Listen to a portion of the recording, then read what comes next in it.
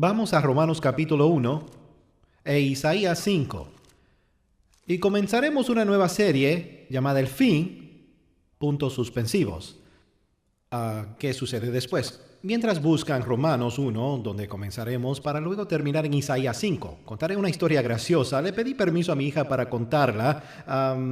Mi hija es una maravillosa joven piadosa, pero es rubia. Y no me refiero al color del cabello, ya que puede ser un montón de colores, por lo que veo, pero ella es brillante, muy brillante, pero dice ciertas cosas, ¿saben? La llevaba a su trabajo la semana pasada porque su auto estaba en el taller y se puso muy agitada. Me dijo, mira eso, mira papá, mira eso. Y le dije, ¿qué? Y ella dijo, esa mujer le está haciendo señas con las manos. La conductora está utilizando lenguaje de señas, papá. Le dije, ¿y qué tiene de malo? Papá, se supone que los ciegos no deberían conducir.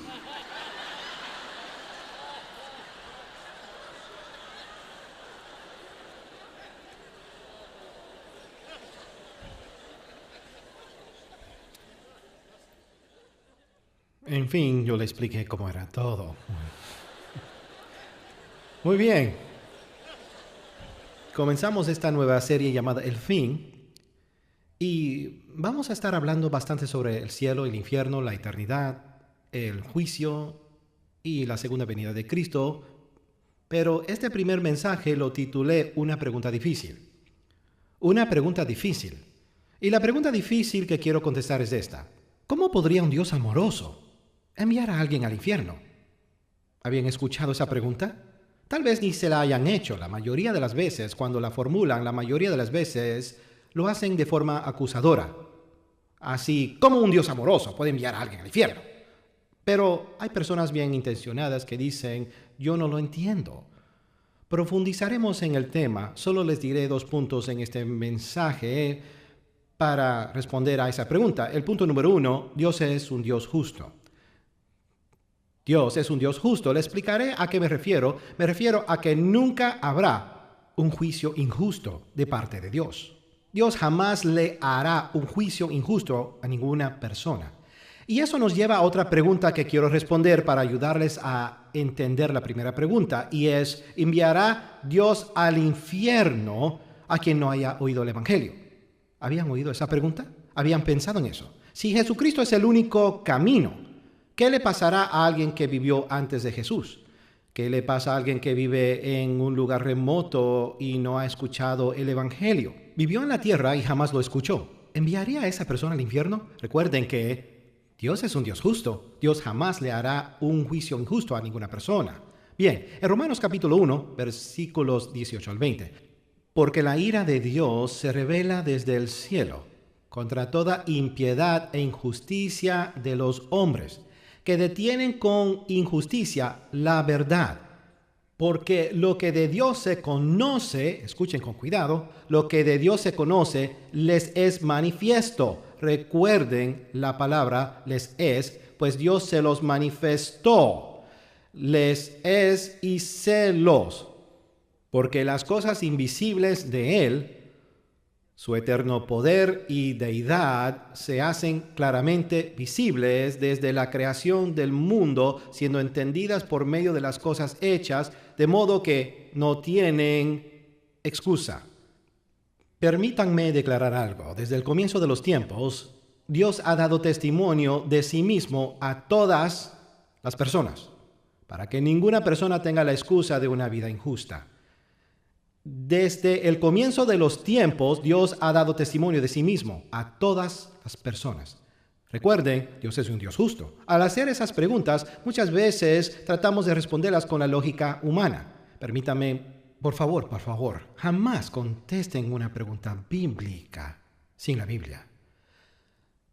La Biblia tiene respuesta a esas preguntas. Y tratamos, opinamos, debatimos y tenemos la lógica humana que no ayuda a responder preguntas bíblicas. Una pregunta bíblica debe ser respondida con la Biblia. Dios ha dado testimonio de sí mismo a todos y lo hace de acuerdo a este pasaje internamente y externamente. Él dará testimonio internamente y externamente. Me explico. Cada persona tiene conciencia. Cada persona tiene conciencia. Esa conciencia vino de Dios. Esa conciencia nos habla desde que éramos muy pequeños. Dios da testimonio de sí mismo en nosotros y para nosotros externamente. No pueden mirar hacia el cielo de noche sin preguntarse en algún momento de sus vidas si existe un Dios. No pueden.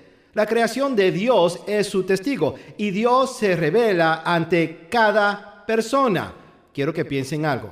¿Cuántos de ustedes tuvieron una experiencia o algo así durante la infancia? En algún momento de su infancia se hicieron una pregunta o buscaron o quisieron conocer a Dios o saber sobre Él. Puedo ver sus manos. Dirán en alguna parte, acabo de recordar, o tal vez no eran tan pequeños, oigan, ese es Dios. Jamás ninguna persona podría decirle a Dios, nadie me lo dijo, porque Dios le dirá, te lo dije. Yo te lo dije, yo me revelé ante ti, hice que sintieras hambre de mí en tu corazón y te apartaste de mí y llevaste una vida rebelde. Y yo desearía tener más tiempo, yo puedo hacer una serie sobre este punto, pero déjeme aclarar algo más sobre esto. La Biblia enseña, y podría haber dado otras escrituras en lugar de Romanos 1, cada persona que busca a Dios encontrará a Dios. Esa es la promesa de Dios a cada persona, aunque viva en la más profunda y oscura selva africana. Toda persona que busque a Dios encontrará a Dios. Permítame leer algunas escrituras. Proverbios 8:17. Yo amo a los que me aman y me hallan los que temprano me buscan. Jeremías 29:13. Y me buscaréis y me hallaréis, porque me buscaréis de todo vuestro corazón. Mateo 7:7-11. Pedid y se os dará. Buscad y hallaréis. Llamad y se os abrirá, porque todo aquel que pide, recibe. Todos.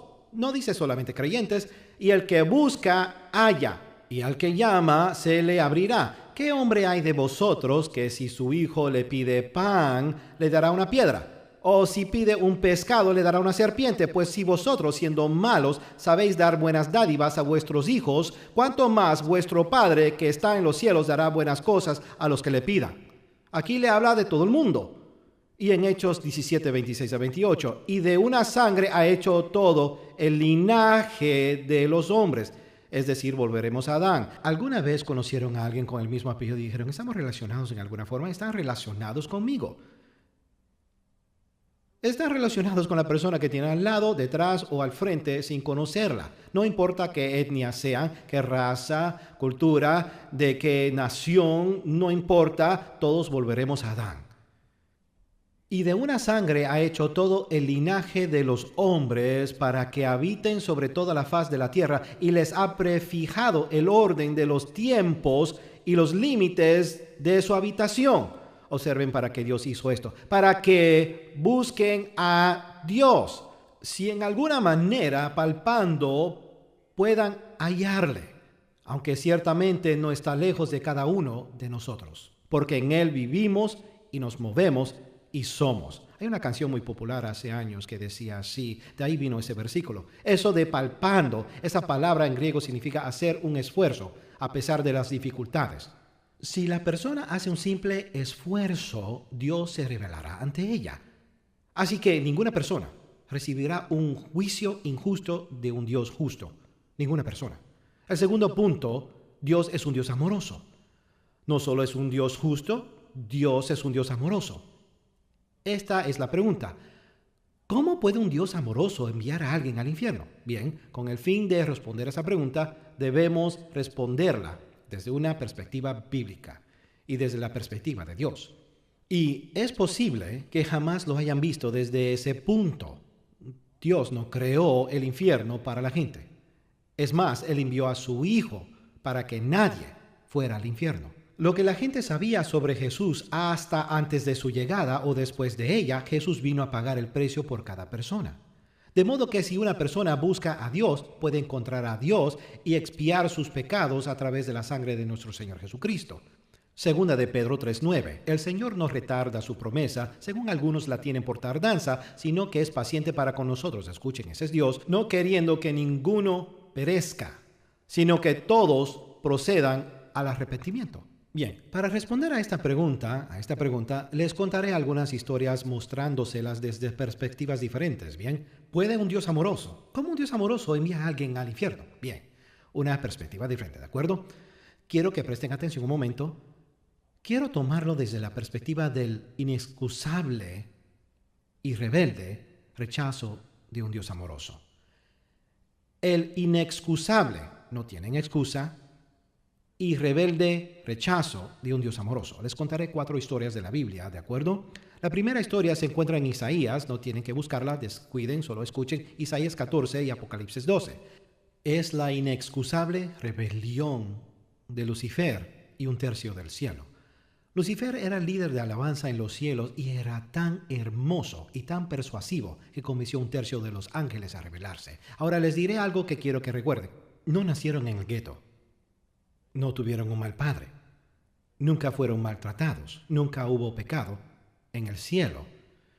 Y Dios jamás hizo nada para justificar su rechazo. Nunca. Pero ellos rechazaron a Dios y se rebelaron ante Dios. Eso fue antes de que fuéramos creados. Satanás fue arrojado a la tierra, la Biblia lo dice, como un rayo. Personalmente creo que fue cuando se creó el infierno. Solo les digo, si creen que alguien en la tierra puede arrojar una bola rápida, deberían ver a Dios. Así fue arrojado Satanás al centro de la tierra. Muchos teólogos creen esto. Y el infierno fue creado para el diablo y sus ángeles. Y sí sabemos que fue creado para el diablo y sus ángeles porque en Mateo 25:41 dice, el infierno fue preparado para el diablo y sus ángeles, cuando se rebelaron contra Dios. Pero por un momento quiero que mediten sobre esto.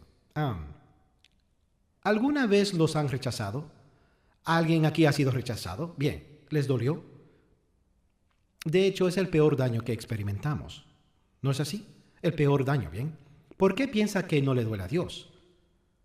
Pensamos que Dios es un ser cínico, sin emociones, un ser estéril, pero fuimos creados a su imagen. Les haré una pregunta muy simple. ¿De dónde vienen nuestras emociones? Las recibieron de Dios.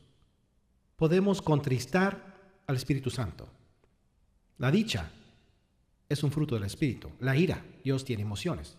Así que fue rechazado, un inexcusable rechazo de Lucifer y los ángeles. Entonces Dios crea al hombre, pero crea al hombre a su propia imagen. ¿Sabe lo que significa? Que tiene voluntad. Él puede elegir. Adán y Eva, esa historia está en Génesis 3, Adán y Eva rechazan a Dios. No hablamos de un Dios que no conocía, nos referimos a un Dios que caminaba y hablaba con ellos cada día. Tampoco nos referimos a que había pecado y rebelión en el mundo. Hablamos de un ambiente perfecto. Dios los creó en un ambiente perfecto, con un matrimonio perfecto, una salud perfecta, cuerpos perfectos, amor perfecto, corazones perfectos, conversaciones perfectas. Todo era perfecto. El inexcusable rechazo, el rechazo rebelde de un perfecto Dios amoroso. Adán y Eva lo rechazaron. La tercera historia es de Jesús, volveré a esta. Jesús, cuando vino al mundo, fue tan rechazado que lo matamos. Y la cuarta historia está en Apocalipsis capítulo 20. Estoy tocando muchos puntos. Apocalipsis 20 habla sobre un reinado de 1000 años, es llamado el reino del milenio, en el que Jesucristo dirige al mundo por 1000 años y Satanás es atado por 1000 años. Esta es la parte triste. Al final de esos 1000 años, Satanás es liberado, discúlpeme, es el siguiente tema, es liberado de donde había sido atado durante 1000 años y lleva a la gente en rebelión contra Dios. Después de que Jesús había reinado en la tierra durante 1000 años, la gente lo rechaza. Es increíble. ¿Por qué alguien rechazaría a Dios? No lo sé, pero lo hacen todos los días. Lo hacen todos los días. Ustedes comprenden que cuando leen a los profetas, están leyendo las historias de hombres descorazonados suplicando a la gente que vuelva a Dios. Lo que Dios quería era una familia. Lo sabían y es lo que recibe al final de los tiempos. Eso es lo que Dios recibe. Solo reciben una familia. Los cielos y la tierra, lo que vemos ahora, son destruidos por el fuego. Dios crea un nuevo cielo y una nueva tierra, pero todo aquí es destruido, todo desaparece. Lo único que prevalece es la familia. Y si quiere una familia, tiene que elegir. Dios los creó con libre albedrío. Declararé algo aquí. El mayor don que dio Dios en su creación, obviamente, fue darnos a Jesucristo. Pero el mayor regalo que dio Dios a la humanidad en la creación fue el libre albedrío. Nos dio una opción. Tenemos elección. No sé si ya pensaron en esto, pero cuando están parados frente a su lavaplatos y lavan los platos, no lo celebran, a menos que llevara tiempo dañado y lo acabaron de arreglar. Pero cada noche no te detienes frente a él a celebrar. No se alegran porque lava. Es un robot, es una máquina. Pero si su esposo lava los platos, sí lo celebran. Él no tiene que hacerlo. Tiene libre albedrío. No celebran que su aspiradora limpie la sala, pero si sus hijos limpian la habitación, lo celebran. No es así. Escuchen, cuando alguien no tiene que amarlos y les ama, es significativo. Cuando alguien tiene que amarlos, no tiene sentido. Saben, hace un par de semanas hablamos de la adoración a Dios. Eso bendice a Dios, le hace feliz cuando lo adoramos. ¿Saben por qué? Porque tienen elección. Ninguno tenía que venir a la iglesia hoy y en este momento Dios sonríe desde el cielo porque vinieron. Tienen elección. Tienen libre albedrío. Pueden elegir amar a Dios, servir a Dios o elegir no hacerlo. Lo diré de otra forma. ¿Dios enviaría a alguien al infierno? No, no lo haría. Pero las personas se envían a sí mismas todo el tiempo. La gente lo hace todo el tiempo. Verán, tienen elección, deben entenderlo. Su destino eterno es hecho por usted, no por Dios. Nosotros solo queremos culpar a Dios. Bueno, Dios, y si esa persona no sabía, Él lo sabe. Dios es un Dios justo, es un Dios amoroso. Nosotros solo tenemos estas ideas erróneas, humanas, que nos fue dado por Satanás para tornar el corazón contra Dios. Se los digo, es su elección. Elija dónde pasar la eternidad. Tiene libre albedrío. Saben, es como tener un sujeto encadenado a una silla y decirle, aprecio mucho el tiempo que estás pasando conmigo. Y él contesta, descuida cuando quieras. No están sujetos a una silla. Nadie les obligó a venir a la iglesia. Nadie los forzará a aceptar a Jesucristo. Nadie los obligará a leer la Biblia o a orar.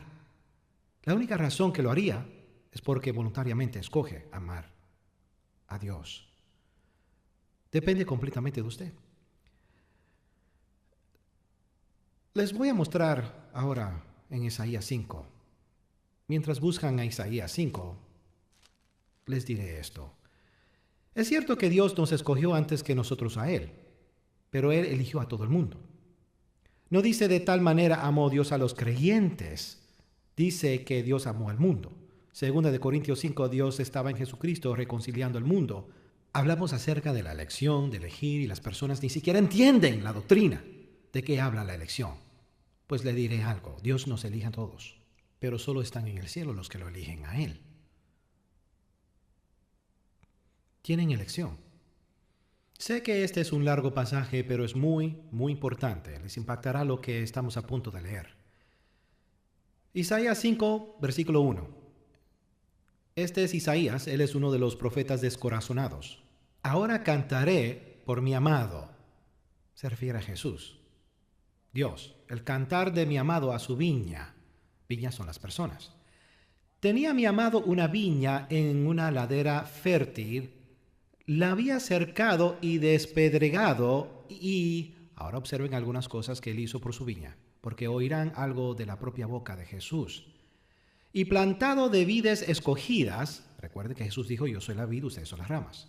Había edificado en medio de ella una torre y hecho también en ella un lagar. Torre se refiere al púlpito de la iglesia y lagar al Espíritu Santo. Y esperaba que diese uvas y dio uvas silvestres. Ahora pues, vecinos de Jerusalén y varones de Judá, juzgad ahora entre mí y mi viña. ¿Qué más se podía hacer a mi viña que yo no haya hecho en ella?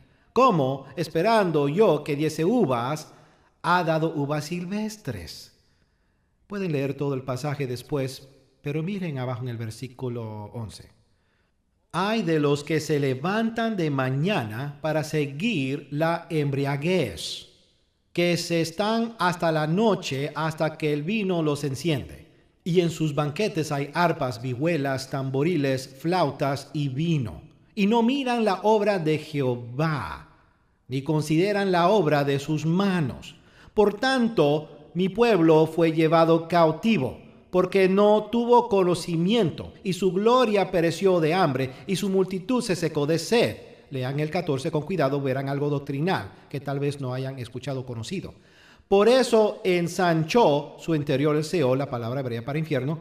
Por eso ensanchó su interior el Seol, ensanchó su interior el Seol, ensanchó su interior el infierno. Y sin medida extendió su boca, y allá descenderá la gloria y su multitud y su fausto y el que en él se regocijaba, y el hombre será humillado. La gente ahora irá al infierno, y el varón será abatido, y serán bajados los ojos de los altivos. Escuche con atención, el infierno no fue creado para usted. Fue creado para el diablo y sus ángeles, Mateo 25:41. Creo que fue creado en la caída cuando fue expulsado como un rayo del cielo. Bien. Pero esto fue lo que Dios dijo. Yo planté esta viña, yo lo hice y le di muchas oportunidades para triunfar. Pero los hombres escogieron el pecado en vez de a mí. Y debido a eso, el infierno se ha ampliado. Bien, no se detengan en la palabra Seol. A mí me disgusta la traducción de esta palabra. Por cierto, me molesta, porque sacaron el infierno de allí y es una tontería. Porque el Antiguo Testamento fue escrito en hebreo, el Nuevo está en griego, y en el Nuevo Testamento lo verán como Hades, en la versión más reciente. En la Reina Valera antigua, aunque no la uso, usa la de 1960, pero la versión antigua usa la palabra sepulcro. Y eso es lo que me molesta. Hades es la palabra griega para el infierno, y Seol es la palabra hebrea para el infierno. Pero ¿por qué cuando tradujeron la Biblia al español colocan la palabra hebrea o griega de nuevo? Es como digamos que la Biblia fue escrita originalmente en español y en su traducción usan la palabra water en vez de decir agua. Alguien puede decir, ahora agua no significa water. Claro que sí. Y he conocido personas que me lo han dicho que no tienen ningún conocimiento hebreo o griego. Pues Hades no significa infierno, significa en lugar de espera. ¿De dónde saca eso? ¿De un comentario que leyó? Un comentario es la opinión de un hombre. Hades significa infierno. Estoy cansado de los traductores que sacan infierno de la Biblia, porque está en la Biblia. Jesús habló más sobre esto que cualquier otra cosa. Habló de él porque ama a las personas y no quiere que vayan allá. Les diré lo que sucedió. El infierno fue preparado para el diablo y sus ángeles. Nunca estuvo preparado para las personas. Pero como las personas continuaban rebelándose contra Dios y lo resistían, el infierno se amplió. Lo que acabamos de leer en este pasaje, el infierno fue ampliado. Escuchen, el infierno fue ampliado por necesidad, no por planificación. El infierno fue ampliado debido a la inexcusable rebelión de rechazo contra Dios. Y el próximo pasaje que quiero que lean y no voltean todavía está ahí. Solo quiero que la observen en la pantalla. Pero recuerden de una viña, la prensa de vino, una torre. ¿Recuerdan eso? Quiero que lean lo que el mismo Jesús dijo. Y recuerden, el infierno fue ampliado debido a la viña que se volvió en contra de su propietario. Mateo 21, 33 al 39 dice, Jesús dice, oíd otra parábola. Hubo un hombre, padre de familia, el cual plantó una viña, la cercó de vallado, cavó en ella un lagar, edificó una torre, y la arrendó a unos labradores y se fue lejos. Y cuando se acercó el tiempo de los frutos, envió sus siervos a los labradores para que recibiesen sus frutos. Mas los labradores, tomando a los siervos, a uno golpearon, a otro mataron y a otro apedrearon. Son los profetas. Envió de nuevo otros siervos más que los primeros, e hicieron con ellos de la misma manera. Finalmente, les envió a su hijo, diciendo, tendrán respeto a mi hijo. Mas los labradores, cuando vieron al hijo, dijeron entre sí, este es el heredero, venid, matémosle y apoderémonos de su heredad. Y tomándole, le echaron fuera de la viña y le mataron. Esta es la tercera historia de la que le dije que regresaría, el inexcusable y rebelde rechazo del mismo Jesús. Llamé a este sermón una pregunta difícil. Y piensan que la pregunta difícil que responderé es: ¿cómo puede un Dios amoroso enviar a alguien al infierno? Saben, no es una pregunta difícil.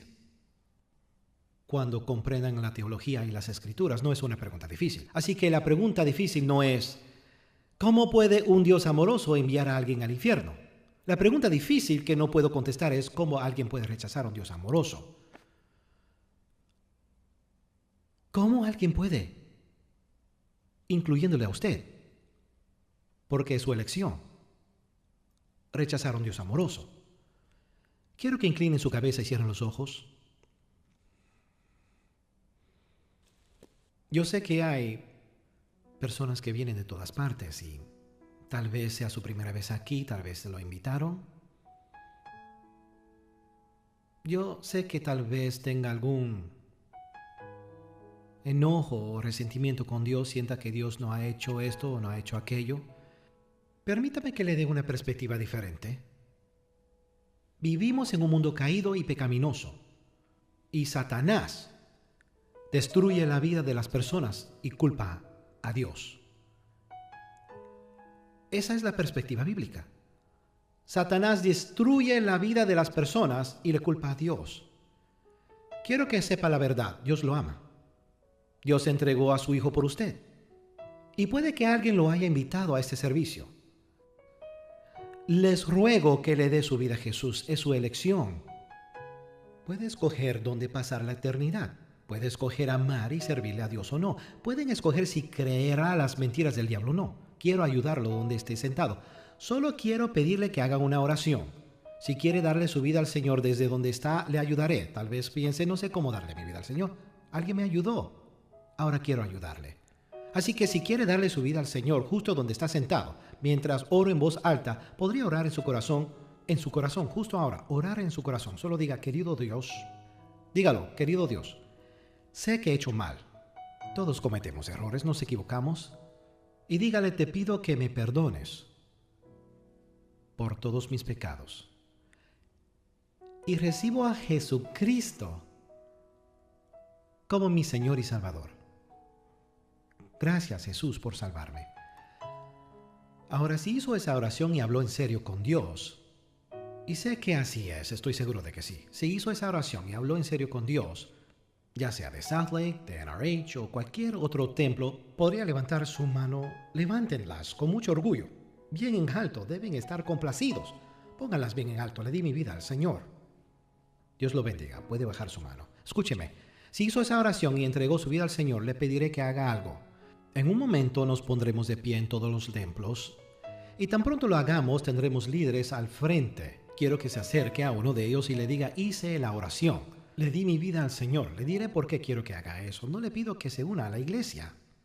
Y nos gustaría tenerlos, nos complacería ministrarles, pero tal vez asista a otra iglesia. No pido eso, no se trata de unirse a la iglesia. Se trata de confesarle a una persona que le ha dado su vida a Jesús. Les diré por qué les pido que lo haga. Jesús dijo: al que me confiese delante de los hombres, le confesaré delante de mi Padre que está en los cielos. La Biblia dice en Romanos: si crees en tu corazón y confiesas con tu boca, serás salvo. Quiero que continúe el camino que acaba de tomar. Y queremos orar por usted, ayudarle, darle una Biblia y algún material para ayudarle con su nuevo caminar con el Señor. Así que si hicieron esa oración y le dieron su vida al Señor, o si necesitan orar por cualquier razón, tan pronto nos pongamos de pie en todos los templos, no se avergüencen. Lo hacemos cada semana. Solo póngase de pie, salga y acérquese a uno de los líderes. Decídase justo ahora. Si levantó la mano, no deje que el diablo gane esta victoria. Voy a orar y tan pronto nos pongamos de pie. Si necesita acercarse para oración, puede venir, ¿de acuerdo? Espíritu Santo, te pido que traigas a cada persona en cada templo ahora que necesita venir, en el nombre de Jesús. Amén.